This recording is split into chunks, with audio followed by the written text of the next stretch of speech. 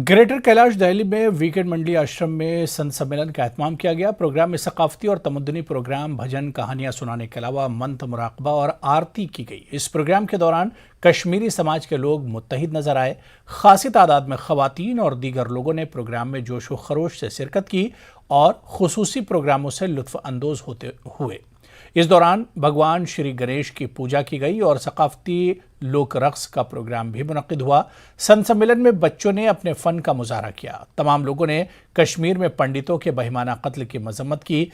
Programme से पहले सब ने 2 मिनट की खामोशी अख्तियार की और आजहानी के आत्मा की शांति के लिए दुआ की गई। जो कश्मीर में एक युवा कश्मीरी पंडित जो वहीं पे रहते थे कश्मीर में ही, और जिन्होंने विस्थापन को नहीं चुना, कश्मीर में ही रहते थे, वहाँ पे एक गांव है चौधरी गुंड शोपियां में एक इलाका है, वहाँ पे उसको कल कहीं मिलिटेंट ने शहीद कर दिया है। हम इस कायर पूर्वकता घटना की बहुत ही कड़े शब्दों में निंदा करते हैं और भगवान से प्रार्थी हैं।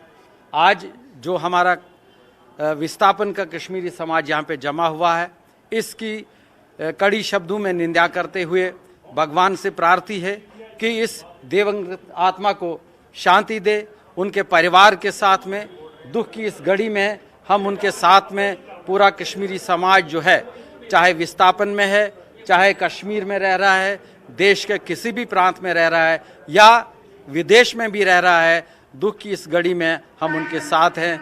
और इस से थोड़ी सी निराशा हो गई है। सरकार से हमने बार बार कहा है कि ये जो टारगेटेड किलिंग्स हैं, ये जो माइनॉरिटी किलिंग्स हैं, इससे हमारा मनोबल जो है वापस कश्मीर जाने का वो टूटता है। लेकिन इन छोटी छोटी घटनाओं से, इन चुटपुट घटनाओं से हमारा जो मनोबल है वो टूटेगा नहीं।